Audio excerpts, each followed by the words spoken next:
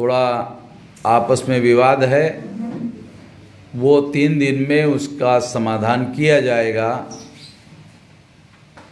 ऐसी घोषणा की गई थी। तो 22 तारीख से लेकर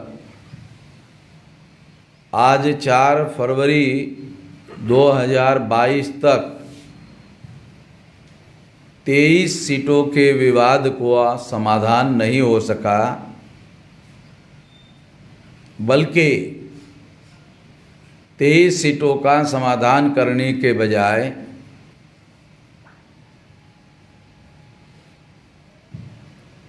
जो 380 सीटों पर विवाद नहीं था,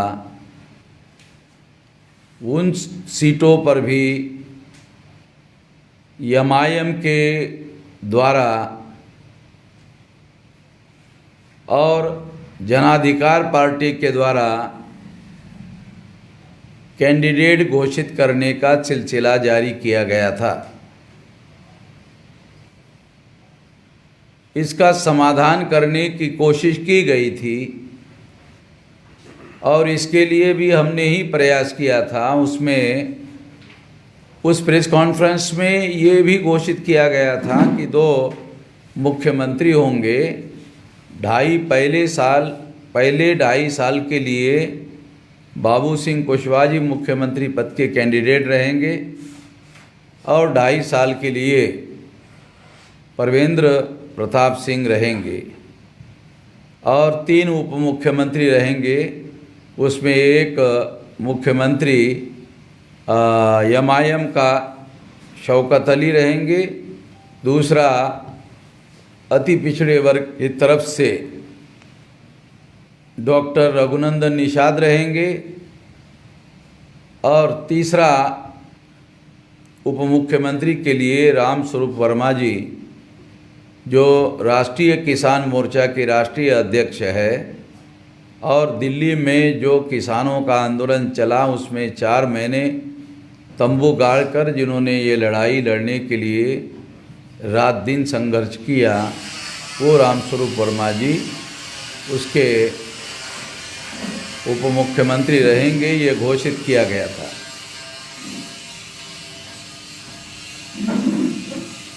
तो विवादित सीटों का समाधान होना चाहिए था,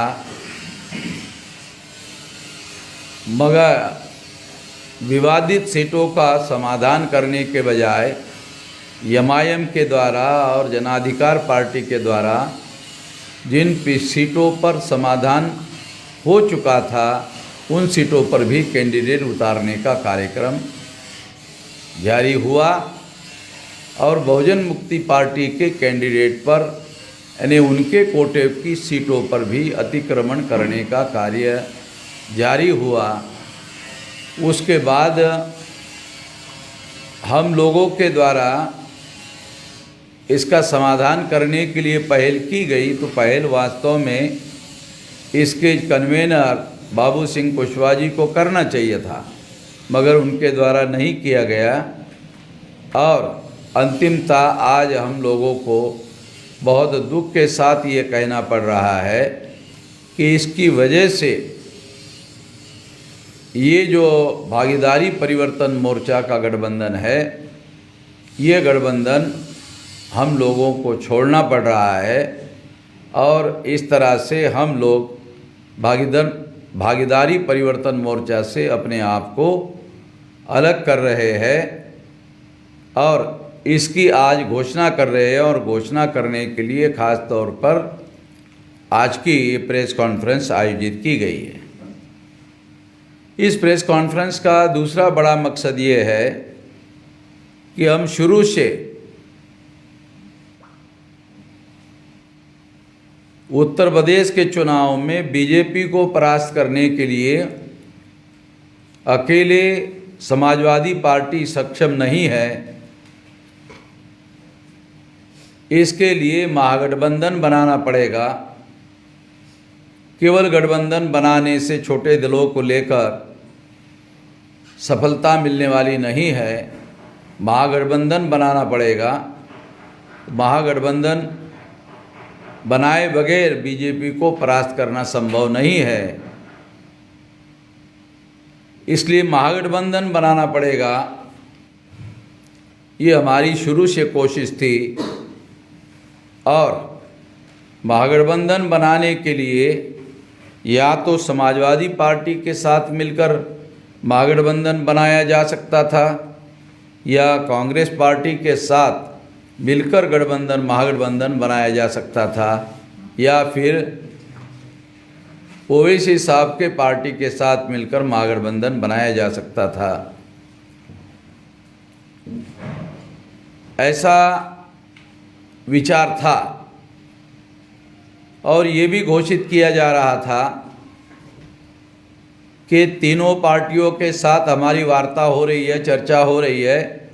जिनके साथ पहले गठबंधन होगा वो गठबंधन पहले महागठबंधन घोषित किया जाएगा और उसी के तहत 22 जनवरी को महागठबंधन घोषित किया गया था। मगर 23 सीटों का विवाद सीनियर पॉलिटिशियन रहे हुए व्यक्ति ओवैसी साहब और बाबू सिंह कुशवाहा जी ने नहीं किया, बल्कि 380 सीटों पर और ख़ास तौर पर बहुजन मुक्ति पार्टी के कोटे की जो सीटें हैं उनके ऊपर अतिक्रमण करने का और उनके सीटों पर कैंडिडेट खड़े करवाने का कार्यक्रम जनाधिकार पार्टी के द्वारा और एमआईएम के द्वारा शुरू हुआ। उसका भी समाधान करने की कोशिश की गई, मगर उन लोगों ने इसका समाधान करने के लिए कोई रिस्पांस नहीं दिया, बल्कि अवरोध खड़ा करते रहे। परिणामतः आज हमें दुख के साथ भागीदारी परिवर्तन मोर्चा छोड़ना पड़ रहा है और मूल रूप से जो राष्ट्रीय परिवर्तन मोर्चा हमने शुरू से बनाया था 18 दल के लोगों ने आज लगभग 11 पार्टी के लोगों ने मिलकर राष्ट्रीय परिवर्तन मोर्चा का पुनर्जीवन करने की घोषणा कर रहे हैं। तो इस तरह से आज ये घोषणा करने के लिए ये प्रेस कॉन्फ्रेंस आयोजित की गई थी और इस संबंध में जो प्राइमरी बयान था वो बयान हमने दिया है। इस संबंध में एक और बात भी मैं बताना चाहता हूँ कि अब हम लोग राष्ट्रीय परिवर्तन मोर्चा के द्वारा उत्तर प्रदेश के चुनाव में चुनाव लड़ेंगे। इसमें भी 2 मुख्यमंत्री रहेंगे। अब पहले चरण के पहले 2.5 साल के लिए माननीय प्रवेंद्र प्रताप जी मुख्यमंत्री रहेंगे और दूसरे चरण के लिए 2.5 साल के लिए रामस्वरूप वर्मा जी जो राष्ट्रीय किसान मोर्चा के राष्ट्रीय अध्यक्ष है और दिल्ली में 4 महीना टेंट गाड़ के जिन्होंने ये लड़ाई लड़ी वो दूसरे 2.5 साल के लिए मुख्यमंत्री रहेंगे। और इसके 5 उप मुख्यमंत्री रहेंगे, जिसमें एक मुस्लिम समाज का मेहरबान अली उनका नाम रहेगा। उनका नाम मेहरबान अली है। ये 5 साल के लिए उप मुख्यमंत्री रहेंगे। पश्चिमी उत्तर प्रदेश के रहने वाले हैं।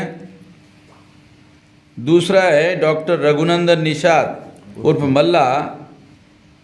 ये 5 साल के लिए उप मुख्यमंत्री रहेंगे। 3 दिनेश लोधी, ये 5 साल के लिए उप मुख्यमंत्री रहेंगे। 4 डॉक्टर ओम प्रकाश कुशवाहा आजमगढ़ के, ये 5 साल के लिए उप मुख्यमंत्री रहेंगे। और 5 राम अजोर सरोज, ये पासी समाज के हैं। ये 5 साल के लिए उप मुख्यमंत्री रहेंगे। तो इस तरह से 2 मुख्यमंत्री और 5 उप मुख्यमंत्री इस राष्ट्रीय परिवर्तन मोर्चा के अंदर शामिल रहेंगे। इस तरह से राष्ट्रीय परिवर्तन मोर्चा के द्वारा ये चुनाव इस तरीके से लड़ा जाएगा। और पहले चरण में जो पश्चिमी उत्तर प्रदेश में 57 सीटें हैं, उसके लिए 10 तारीख को चुनाव होने जा रहा है। तो उसमें घर घर जाकर जनसंपर्क करने का एक साथ 11 चुनाव क्षेत्रों में 11 टीम बनाकर ये परिवर्तन एक प्रकार की पदयात्रा, जनसंपर्क का अभियान एक ही दिन 8 फरवरी को किया जाएगा। एक ही दिन में एक किया जाएगा और फिर अगले चरण का, हर चरण का कार्यक्रम उचित समय पर घोषित किया जाएगा। इस मौके पर मैं इतनी ही बात कहना चाहता हूँ। इस संबंध में आप लोगों के कुछ सवाल हो सकते हैं, तो मैं वो सवाल जवाब जो है जो प्रेस कॉन्फ्रेंस के लिए जो प्रेस कॉन्फ्रेंस आपने किया था और प्रेस कॉन्फ्रेंस में ये कहा था कि सीटें जो बंटवारा है सभी ने समान किया है और कुछ सीटें हैं जिसके ऊपर कुछ बातें चल रही थी, तो इसके लिए पहल कहाँ से नहीं हुई? ये पहल जनाधिकार पार्टी और एमआईएम के द्वारा पहल होनी चाहिए थी, क्योंकि उनके द्वारा ही उन सीटों पर विवाद था। मगर उनके द्वारा पहल नहीं की गई और इस वजह से वो मामला हल नहीं हुआ। और हल करने के बजाय जिन 380 सीटों पर, ये प्रेस कॉन्फ्रेंस के रिकॉर्ड में अवेलेबल है 22 तारीख के, कि 380 सीटों पर हमारी सहमति हो गई है, 23 सीटों पर सहमति नहीं बनी है, वो 3 दिन में सहमति बना करके घोषित कर दिया जाएगा। ये कहा गया था। और ये 23 सीटों को समाधान करना कोई बहुत बड़ा मामला नहीं था, क्योंकि 14 सीटों का विवाद एमआईएम के द्वारा था और 9 सीटों का विवाद जनाधिकार पार्टी के द्वारा था। दोनों सीनियर पॉलिटिशियन हैं और ये मुझे नहीं लगता कि ये बहुत बड़ा मामला था। अगर हम लोग इसका बारीकी से विश्लेषण करें तो ये बात पता चलती है कि बहुजन मुक्ति पार्टी के द्वारा जो सीटें उनके हिस्से में आई थी 380 में 149, जनाधिकार पार्टी के हिस्से में 145 और एमआईएम के हिस्से में 86 सीटें उनके हिस्से में आई थी। तो ऐसा 380 सीटों पर घोषणा कर दी गई थी ओवैसी साहब ने खुद कहा उस वक्त, और ओवैसी साहब ने ये आंकड़े घोषित किए कि इस पर हमारी सहमति हो गई है। 23 सीटों पर जो विवाद है वो विवाद 3 दिन में सुलझा लिया जाएगा, कोई बहुत बड़ा मामला है ही नहीं। पत्रकारों ने जब पूछा तो ये कहा गया था, मगर इसके लिए उनके द्वारा, दोनों के द्वारा कोई पहल नहीं की गई, बल्कि जो 149 बहुजन मुक्ति पार्टी के हिस्से में सीटें आई थी उनकी सीटों पर जनाधिकार पार्टी के द्वारा और एमआईएम के द्वारा अतिक्रमण करने का काम शुरू किया गया।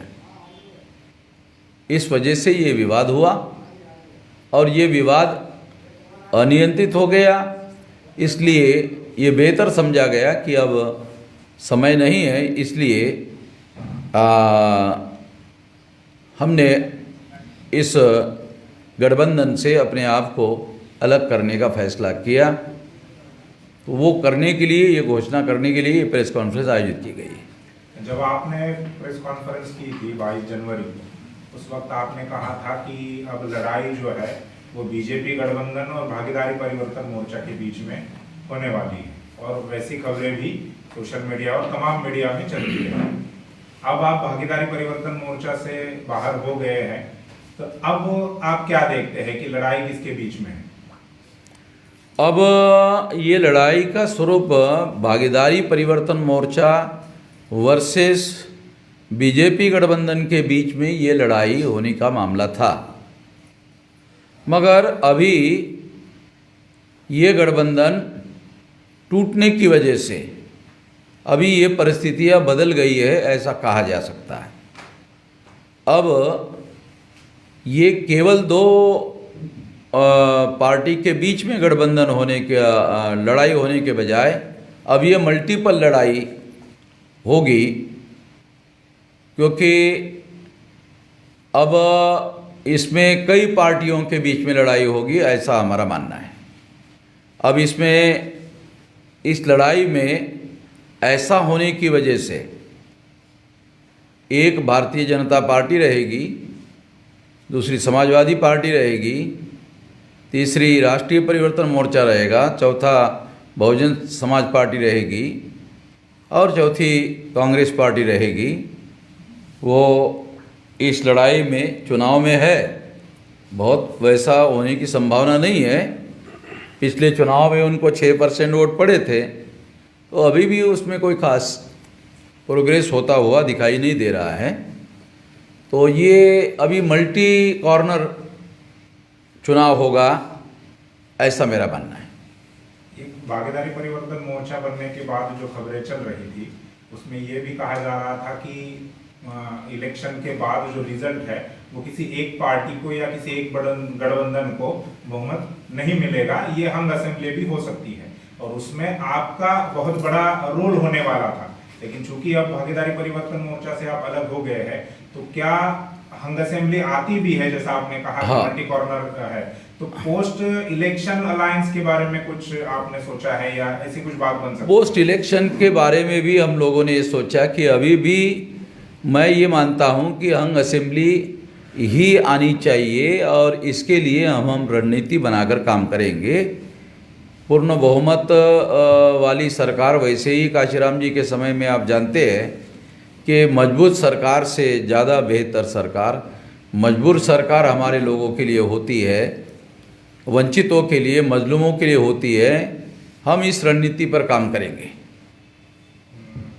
अभी आपने ये भी कहा शुरू से, जब से आप लगातार उत्तर प्रदेश में आ रहे हैं, 9 अक्टूबर से लेकर अगर बात करें, तब आपने ये कहा है कि महागठबंधन बनाए बगैर बीजेपी को हराया नहीं जा सकता। अब महागठबंधन जो आप कोशिश कर रहे थे वो अभी नहीं बना है या आप अलग हो गए हैं, तब बीजेपी को कैसे हराया जा सकता है या कैसे रोका जा सकता है? अभी बीजेपी को रोकने के लिए कोई नई रणनीति बनानी होगी और उस रणनीति को बनाने के लिए अभी भी हम लोग कोशिश करेंगे। और उस कोशिश के लिए एक विकल्प ये है कि हम अपने राष्ट्रीय परिवर्तन मोर्चा के दरवाजे अभी भी हम खुले रख रहे हैं और हो सकता है कि इसमें कोई और महत्वपूर्ण दल जो है इसमें शामिल हो जाए, क्योंकि परिस्थितियाँ समाजवादी पार्टी के तरफ भी जो गठबंधन की जो खबरें आ रही है वो भी कोई बहुत सेटिस्फैक्टरी खबरें नहीं है, तो ये भी हो सकता है। इसके लिए दरवाजे हमने खुले रखे हुए हैं। सब जैसे आपने बताया कि सपा में अभी भी गठबंधन को लेकर के मामला चल रहा है, आज की खबरें हैं। ऐसे में अगर जो कृष्णा पटेल के जो पार्टी के लोग हैं वो अगर आपसे संपर्क करते हैं तो उस पर आपका क्या है? नहीं, केवल कृष्णा पटेल के ही लोग नहीं है, बल्कि और भी लोग हैं उसमें। कम से कम 2-3 दल, रालोद छोड़कर और 2-3 दल जो है वो, उनका सीटों का विवाद चल रहा है और वो विवाद जो है उसका समाधान उधर भी होता हुआ दिख नहीं रहा है। तो कोई न कोई प्रयास होगा और उस प्रयास को, इसी बात को ध्यान में रखते हुए हम लोगों ने हमारे जो राष्ट्रीय परिवर्तन मोर्चा की जो दरवाजे है वो खुले हैं। जिस वक्त कल आपका लाइव प्रोग्राम चल रहा था उस वक्त काफ़ी आपको मैसेज भी आए थे, उसमें से एक मैसेज ऐसा भी लोगों का आ रहा था कि आपने जो है चंद्रशेखर से संपर्क करना चाहिए और उन्होंने आपसे संपर्क करना चाहिए, इसके बारे में हमने इसके बारे में अपने दरवाजे खुले रखने की वजह से जो भी पार्टी के लोग हमारे साथ संपर्क करते हैं आने वाले समय में उनके साथ हम डायलॉग करेंगे। लेकिन पहल क्या आपके द्वारा की जाएगी? हम लोग भी आवश्यकता के अनुसार पहल करेंगे और दूसरे लोगों को भी अपील करते हैं कि ऐसी ज़रूरत अगर लगती है उनको तो वो भी पहल करें। ये भागीदारी परिवर्तन मोर्चा टूटने से क्या आपको ऐसा लगता है कि नुकसान होगा आपका भी और जिनके साथ आप थे उनका भी? स्वाभाविक रूप से इसका भागीदारी परिवर्तन मोर्चा में शामिल सभी दलों को नुकसान होगा। तो आप भागीदारी परिवर्तन मोर्चा का रहने से सभी का फायदा होता और इसके टूटने से सभी का नुकसान होगा। तो आप इस नुकसान को भरने के लिए यानी आप क्या योजना? ये राष्ट्रीय परिवर्तन मोर्चा दोबारा पुनर्जीवित करना ये उपाय हमने ढूंढ लिया है। अभी आपके साथ में कितने दल हैं? अभी हमारे पास 11 दल हमारे पास है। इसके नाम हमने घोषित किए हैं पहले ही, आपके आने के पहले घोषित किए हैं। टोटल 11 दल है और इस 11 दल के अलावा वामसेव भारत मुक्ति मोर्चा, बहुजन क्रांति मोर्चा, ये तो राजनीतिक दल है नहीं। ये जो इसकी सामाजिक शक्ति है, इस सामाजिक शक्ति का एक अलग शक्ति के तौर पर उपयोग और प्रयोग किया जाएगा। और हमारे 18 मंडल के लोगों को हमने इस काम पर भी लगाया कि जो सामाजिक संगठन है उनको भी इसके साथ जोड़ा जाए, इस आंदोलन के साथ जोड़ा जाए। क्योंकि मूलतः एक बात मैं ख़ास तौर पर आपको बताना चाहता हूँ कि हमारे सामने, मैं तो किसी राजनीतिक पार्टी का सदस्य नहीं हूँ, तो राजनीतिक हस्तक्षेप करने के लिए ये काम मैंने शुरू किया। इसके पीछे हमारे वंचित मजलूम समाज के लोगों को शासन करने वाली जमात बनाना मकसद है। तो ये जो मकसद के लिए हमने हस्तक्षेप करने का काम शुरू किया, ये हस्तक्षेप करने का काम पूरा करने के लिए ही हमारे सामाजिक संगठन, दूसरे सामाजिक संगठन भी इसमें जुटेंगे। इसके लिए जोड़ने का भी एक अभियान अलग से चलाया जा रहा है ताकि एक शक्ति जो है बनाई जा सके। इसके अलावा एक महत्वपूर्ण बात मैं बताना चाहता हूँ, हम लोग मूलतः आंदोलनकर्ता लोग हैं।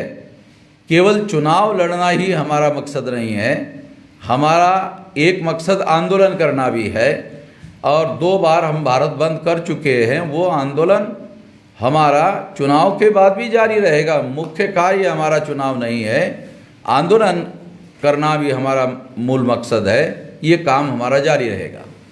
आपने भागीदारी परिवर्तन मोर्चा से अलग होते हुए होने के लिए जो कारण आपने बताए, 2-3 प्रकार के कारण आपने बताए, उसमें क्या पहले ही गठबंधन होने से पहले इन बातों को डिसाइड किया गया था? जैसे आपने कहा कि ब्राह्मण को एमआईएम के द्वारा टिकट देना, क्या ये बात पहले ही तय हुई थी या लोक संख्या के अनुपात में हिस्सेदारी देना, ये बात पहले तय हुई थी या नहीं? ये स्वाभाविक रूप से जो भागीदारी शब्द का सिद्धांत जो है बाबू सिंह जी के द्वारा इसमें जोड़ा गया, तो जिन समाज को भागीदारी नहीं मिली उस समाज को भागीदारी मिलनी चाहिए। और एमआईएम के द्वारा मुस्लिम समाज के भागीदारी का मसला उठाया जा रहा था, वो गलत बात नहीं है। वो हम अलग हुए, एक बात अलग है, मगर वामसेव के 85% के कार्यक्रम में ये बात पहले से उठाई जा रही है कि माइनॉरिटी के लोगों को भारत के लोकतांत्रिक व्यवस्था में भागीदारी नहीं मिल रही है और ये संख्या के अनुपात में मिलना चाहिए। ये बात हम पहले से उठाए रहते हैं। तो एमआईएम के द्वारा उठाया जा रहा था तो हम इसे गलत नहीं मानते थे, ये बात सही मान रहे थे। भागीदारी में ब्राह्मणों को भागीदारी देने का मामला शामिल नहीं होता सिद्धांततः। ये किसी को भी समझाने की जरूरत नहीं है। समझाने के बाद समझ में आएगा।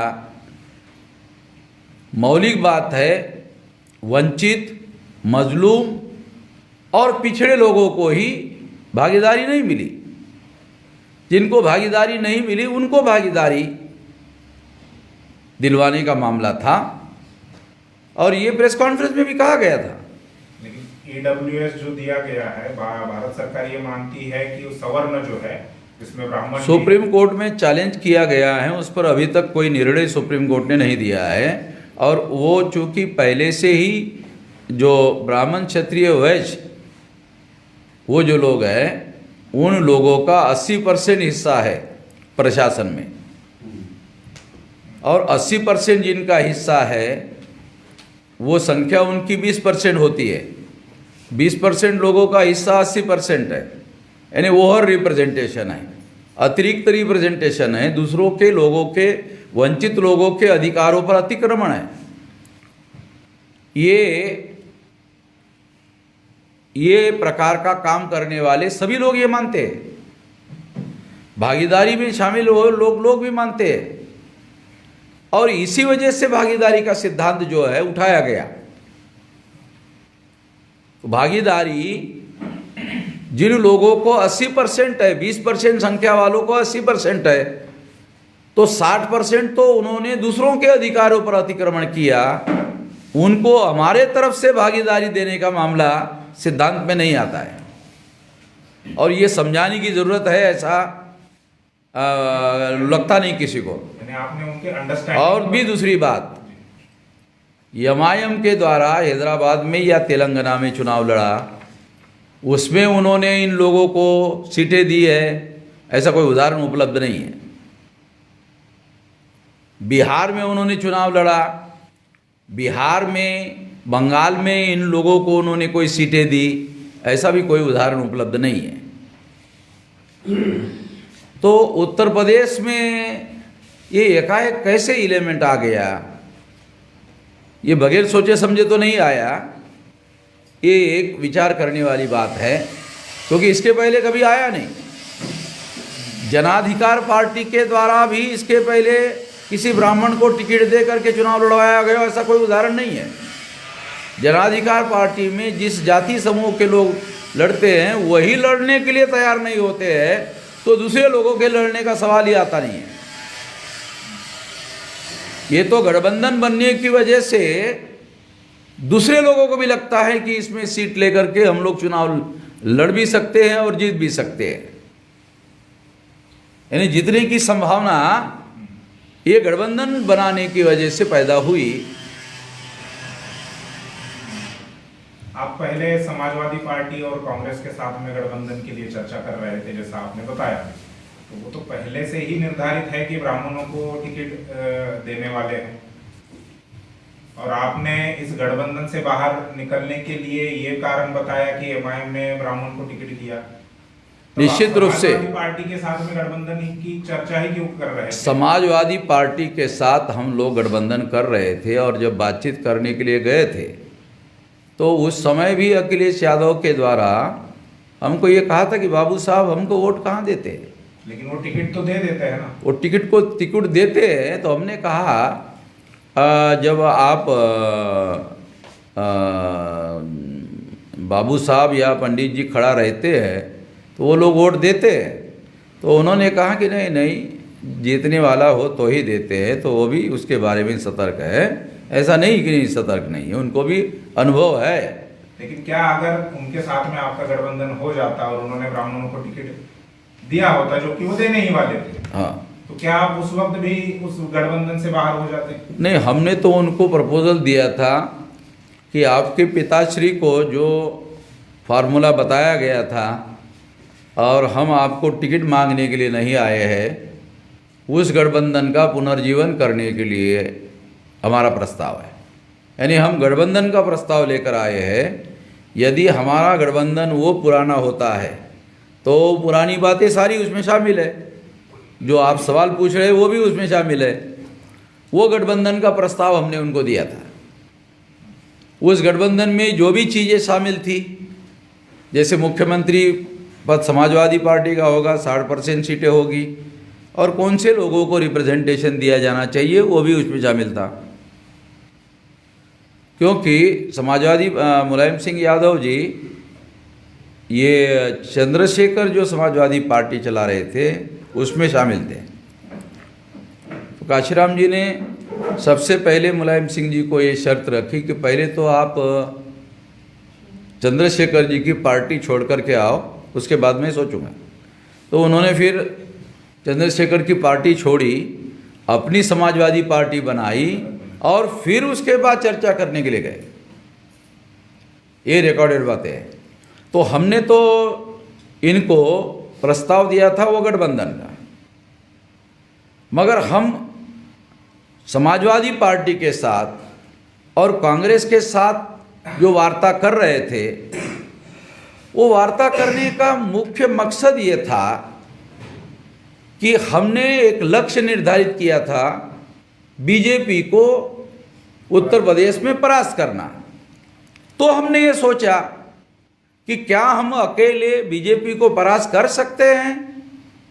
नहीं कर सकते हैं। तो रणनीति के तहत हम समाजवादी पार्टी के साथ में या कांग्रेस के साथ में गठबंधन चाहते थे। और फिर वो किसको सीटें देते हैं, क्या देते हैं, वो रणनीति का मामला बीजेपी को परास्त करने के लिए शामिल माना जाता। वो जर-तर का मामला है, इफ्स एंड बट्स का मामला है। तो लक्ष्य को ध्यान में रखते हुए, ऑब्जेक्टिव को ध्यान में रखते हुए कि बीजेपी को परास्त करना है, इसलिए हमें महागठबंधन बनाना है। अगर बीजेपी को परास्त करने का लक्ष्य नहीं है तो फिर ये महागठबंधन बनाने की ज़रूरत प्राथमिकता में नहीं आती और फिर ऐसा करने की ज़रूरत नहीं पड़ती।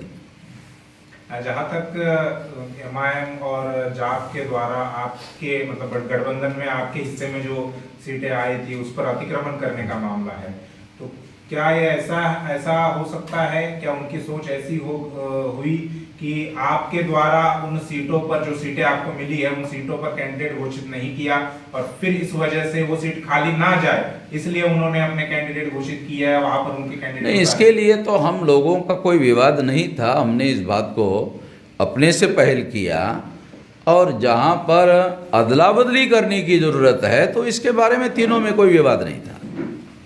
अदला बदली करने के लिए तीनों में विवाद करने की कोई वजह नहीं थी। मान लो सीटें अदला बदली करनी है तो गठबंधन में सीटें अदला बदली करनी है। सीटों का जो गठबंधन का जो मकसद है उसके लिए ये मुफीद पॉलिसी है, फायदे की पॉलिसी है। ये गलत है ऐसा नहीं माना जा सकता, ना हमने माना। मगर जो हमारे हिस्से में आई हुई सीटें थी उन पर भी परस्पर घोषित करने का कार्यक्रम चलाया गया। ये जो प्रवेंद्र प्रसाद है, मुख्यतः ये विकास चौधरी और अनिल माने, ये इस मुद्दे पर चर्चा करने के लिए लगाए गए थे और लगभग 10 राउंड तक बातें हुई, मगर वो मामला हल नहीं हुआ। मतलब लगातार डेली कोशिश करते थे और रात में 11-11 बजे तक कोशिश होती रही, मगर वो मामला हल नहीं हुआ। आगे अब आपका क्या प्लानिंग है? जैसे एमआईएम आगे राष्ट्रीय परिवर्तन मोर्चा को हम पुनर्जीवित करने का ऐलान कर रहे हैं और उसके दरवाजे खुले रख रहे हैं और उसमें जो भी छोटे मध्यम दल है वो आना चाहते हैं। प्रचार का क्या प्लान है? प्रचार के लिए अभी पहले चरण का चुनाव 8 तारीख को है। 10 तारीख को है। 8 तारीख को 5 बजे यह प्रचार समाप्त हो जाएगा। तो घर घर जाकर प्रचार करने के लिए लगभग 10-11 टीम बनाई गई है। वो 8 तारीख को वो टीम एक ही दिन 11 टीम जा कर के काम करेगी। एक ही दिन में 11 बजे से लेकर शाम के 4 बजे तक वो काम करेगी। एक आखिरी सवाल ये है कि जैसे सामाजिक जो आंदोलन है या सामाजिक आंदोलन की सफलता उसका परिणाम राजनीति पर होता है, राजनीतिक आंदोलन या राजनीति की सफलता का परिणाम समाज पर होता है। हाँ। तो अभी जैसा आपने कहा कि भागीदारी परिवर्तन मोर्चा टूटने से तीनों दलों को नुकसान होगा, जिसमें आपका भी दल है। आप एक सामाजिक आंदोलन भी चला रहे हैं, सामाजिक संगठन भी चला रहे हैं, तो क्या इस राजनीतिक नुकसान का असर आपके सामाजिक आंदोलन पर होगा या आपको उसे किस प्रकार से? हमें ऐसा नहीं लगता है, बल्कि हमारे पास दो विकल्प है। एक राजनीतिक हस्तक्षेप का, नहीं, हम लोगों ने 3 रास्ते तय किए हैं। सुप्रीम कोर्ट में कुछ मौलिक मुद्दे लेकर जाके लड़ाई लड़ने का, ये संवैधानिक दायरे में। एक है राष्ट्रीय स्तर पर जन आंदोलन करने का, और एक है राजनीतिक हस्तक्षेप करने का। ये तीनों रास्ते हमने संविधान के दायरे में डिसाइड किए हैं। ये संविधान विरोधी नहीं है, ये तीनों दायरे। तो हमारे पास 3 विकल्प है, केवल राजनीतिक हस्तक्षेप विकल्प नहीं है। मैं किसी राजनीतिक दल का सदस्य नहीं हूँ, इसलिए कह रहा हूँ कि ये जो हमारा आंदोलन चल रहा है, वो आंदोलन केवल डिमांड करने के लिए ही नहीं चलाया जा रहा है।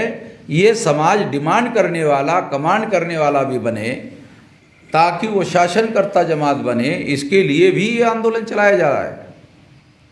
तो इसके लिए राजनीतिक हस्तक्षेप नहीं करेंगे तो कमांड कैसे करेंगे? कमांड करने के लिए ये शुरू किया गया है। और हमारे पास एक ही विकल्प नहीं है।